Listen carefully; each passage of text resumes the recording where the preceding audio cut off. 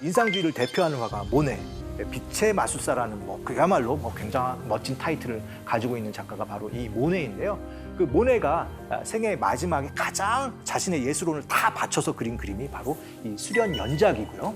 이 작품 중에 하나가 지금 국립중앙박물관에 전시되어 있습니다. 이 소담한 이 생김새뿐만 아니라 이 은은한 향기, 아마 여기에 완전히 매료되면서 지베르니에 있는 자기 연못을 이 수련으로 가득 채우게 됩니다.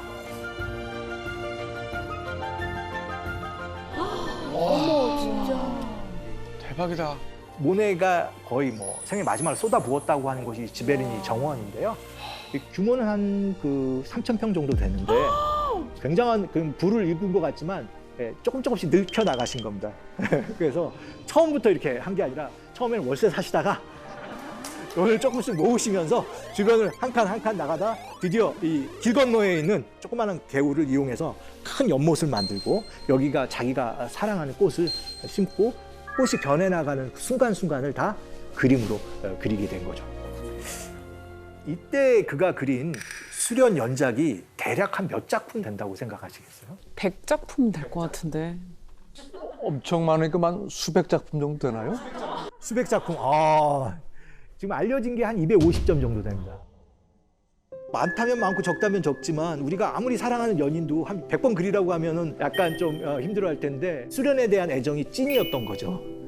정말 끊임없이 그렸고 그가 아마 1890년대부터 그렸으니까 한 30년 넘게 이 그림을 자기 생애 마지막 순간에는 이 수련과 함께한 그런 화가가 바로 모네라고 할 수 있는데요. 이 모네의 수련을 보면 어떤 느낌이 드시나요? 그래서 이 수련뿐만이 아니라 모네 작품 전체적인 특징이 조금 평온하다, 안정적이다. 네, 사실 이게 전체적으로 모네의 그림을 보게 되면 굉장히 편안하고 안정감 있는 그림인데요. 그의 삶을 이렇게 들여다보면 정말 불꽃 같은 그런 삶을 살게 됩니다. 정말 도전의 연속이었고요. 그렇기 때문에 굉장히 많은 상처까지 받았던 사람이 모네라고 할 수 있습니다. 그는 인상주의의 첫 번째를 열었고 그야말로 생애 마지막 순간에 가서는 인상주의를 완성한 화가가 바로 모네라고 할 수 있죠. 그러니까 인상주의의 개척자이자 완성자가 모네인데요. 그를 대표하는 초기 그림이 바로 뭐냐면 해돋이 또는 일출이라는 작품이고요. 또 가장 중요한 타이틀은 인상입니다. 그러니까 인상, 해돋이 또는 인상, 일출이라는 작품이 여러분이 보시고 있는 이 작품인데요. 1872년도에 그려졌고요. 이게 이제 작품이 이후에 공개되면서 사람들이 완전히 당혹감에 빠지게 됩니다. 이게 그림이냐는 거죠.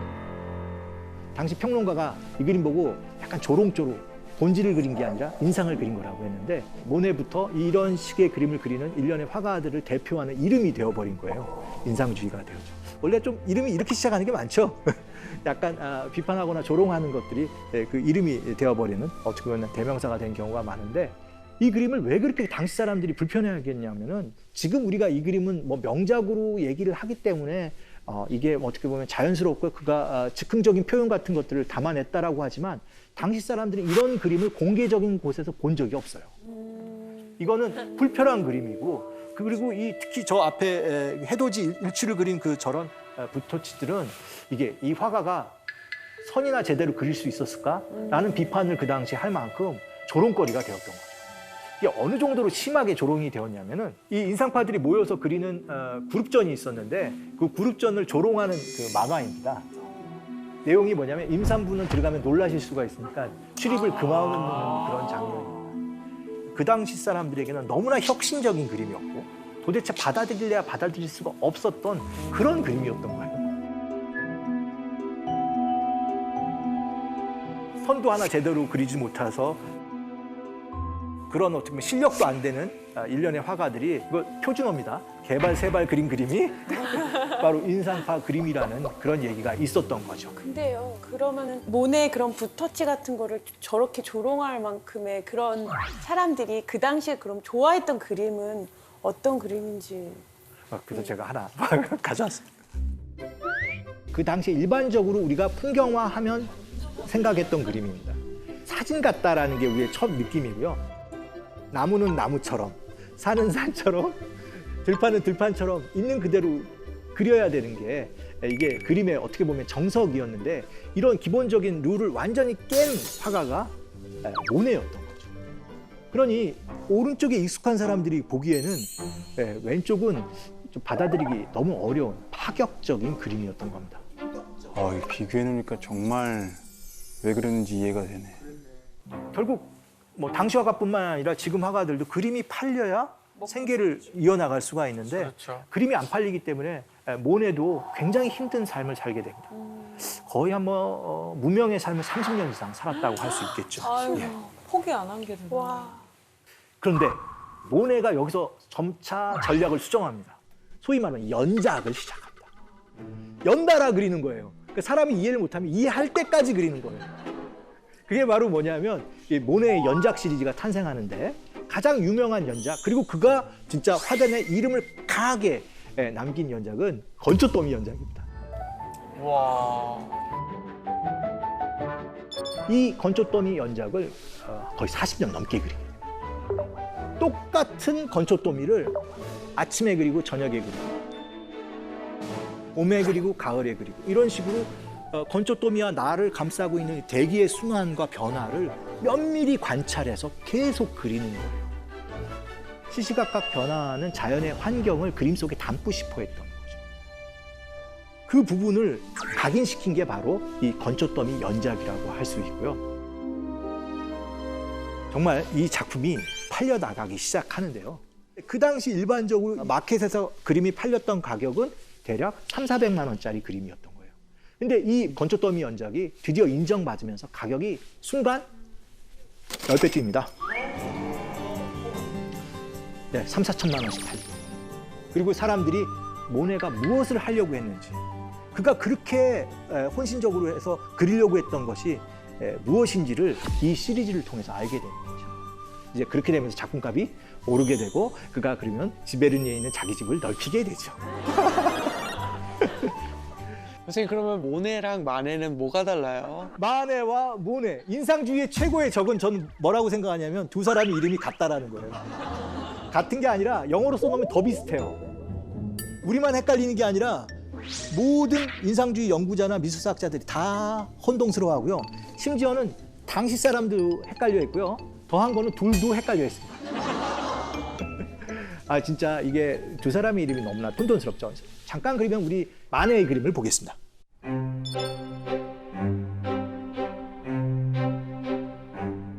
작품 제목이 올랭피아인데 이 올림피아는 그 당시 그 소위 매춘부들이 가장 많이 쓰던 예명 가명이었습니다. 그러니까 이 작품 제목부터 이 작가는 의도를 갖고 들어온 것이죠. 그 소위 말하면 그 당시에 어떤 성문화를 신랄하게 비판하는 의도로 이 그림을 그렸다고 볼 수 있고요. 누워있는 여인의 그 모습, 특히 목에 감싸고 있는 저런 그런 장식성, 이런 것들이 다 저속한 느낌을 고의적으로 주려고 했다라고 보는 것이죠.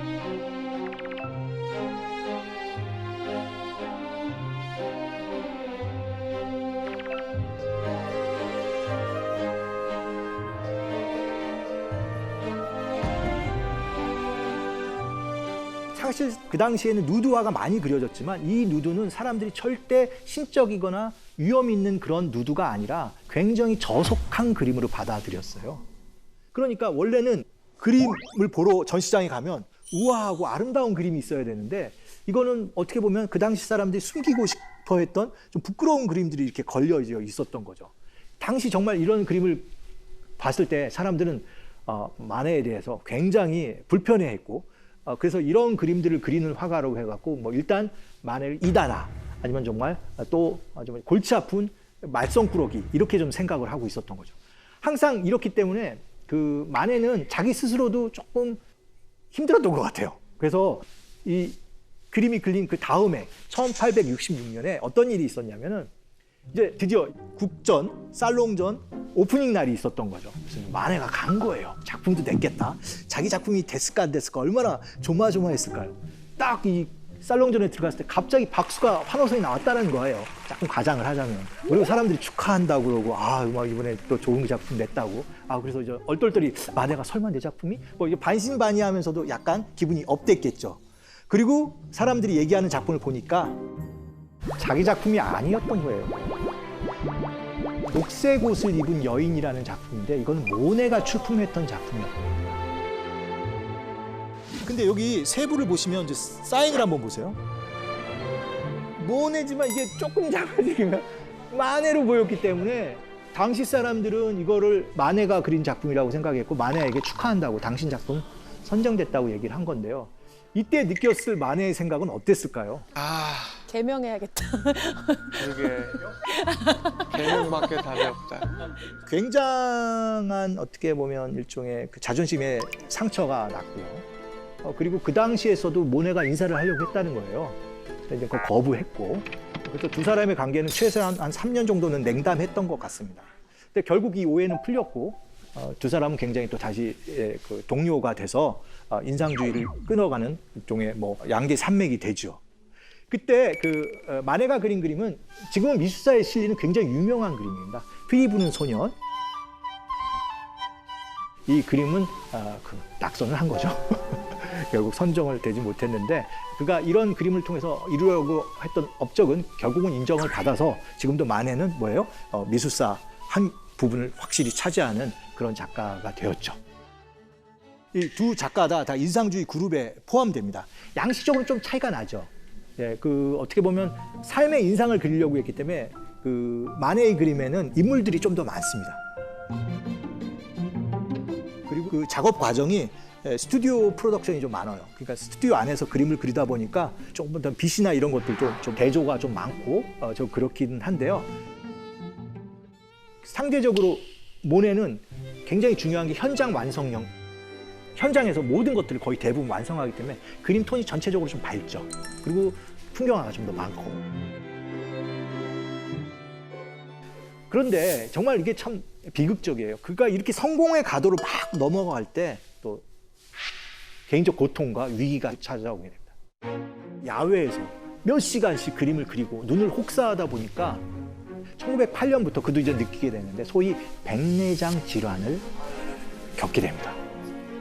그러니까 지금은 거의 수술을 통해서 완치가 가능한데 그 당시에서는 수술 성공률이 10에서 20%밖에 안 돼서 수술을 하는 게 굉장히 위험했던 거예요. 그래서 그도 이제 이 수술을 계속 미루게 되는데 결국 그는 완전히 그 한 1923년 정도 되면 시력을 완전히 잃어서 수술을 할 수밖에 없는 그런 상황이 오게 됩니다.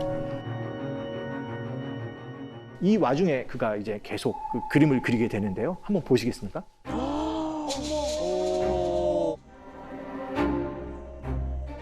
초기에 그린 그림은 우리가 인상파 그림 범위에 있죠. 활달한 붓터치도 있지만 그 대기의 표현 이런 것들이 잘 살아있지만 백내장 질환에 굉장히 심하게 앓을 때는 그 형태가 완전히 좀 일종의 뭉그러졌다고 할 수 있고 강한 붉은 빛만 그림 전체를 감싸고 있는데요. 사실 그가 이 안질환, 이 백내장을 앓았을 때 더 큰 그 개인적 시련을 겪게 됩니다. 자신을 돌보던 첫 번째 부인이 죽고 나서 그를 돌보던 두 번째 부인이 죽게 됩니다. 알리스죠. 알리스가 이때 또 죽게 돼서 그는 뭐 굉장한 또 개인적 위기에 빠지게 되는데 특히 그가 항상 의지했던 큰아들도 또 1914년 뭐 그때쯤에 이제 사망합니다. 비슷한 시기에 또 1차 세계대전이 벌어지게 됩니다. 이제 전쟁의 공포, 그 개인적인 고독 이런 것들이 엄습하고 있고 그 와중에 어떻게 되는 거예요? 시력을 계속 잃어가고 있었을 때 이 노화가에게 남은 선택은 거의 없었던 것 같아요.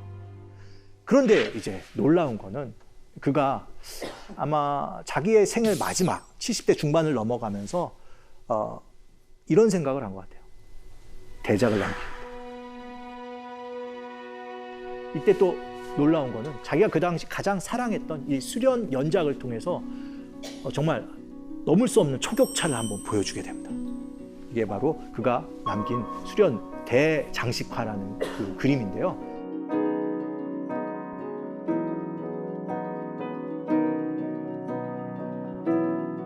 완전히 그 인간적인 어떤 삶의 마지막에 있어서 다시 이제 붓을 들고 일어나게 되는데요. 이 화가의 뒷면에 있는 저 수련 연작을 그리겠고 저것을 통해서 진짜 누구도 이뤄내지 못한 엄청난 업적을 쌓겠다는 그 인형도 다시 화가로 도전하게 됩니다. 와 진짜 멋있다. 이 그림은 지금 어디서 볼 수 있냐면은 가장 뭐 거대한 규모로는 프랑스 파리 루브르 앞에 조그마한 부속 건물인데요. 건물 이름은 오랑주리라고 되어 있습니다. 오렌지 나무를 보호하던 일종의 온실이기 때문에 여기가 뭐가 좋냐면은 그 빛이 천장에서 들어와요. 그래서 모네가 이 그림을 기증할 때 제일 중요하게 생각했던 게 자연광이거든요. 그래서 이 자연광을 자연스럽게 또 갖출 수 있는 이 조건까지 가지고 있었던 것이 바로 이 오랑주리, 이 온실인데요. 여기를 개조해서 프랑스 정부가 누구에게 모네 수련의 전용관으로 헌정했죠. 이게 그 규모도 또 우리가 얘기했듯이 초격차입니다. 높이가 2m고요. 이 그림이 전체적으로는 8개의 주제로 이어졌지만 다 이어붙이면 100m입니다. 안타깝게도 모네가 이 전시된 형태는 보지 못합니다. 그는 1926년에 그 생을 마감하고 오랑주리 미술관이 완성된 건 그 다음 해입니다. 그래서 어쨌든 프랑스 정부는 약속을 지켰고요. 그럼 지금과 같이 이러한 형태로 전시되어 있습니다.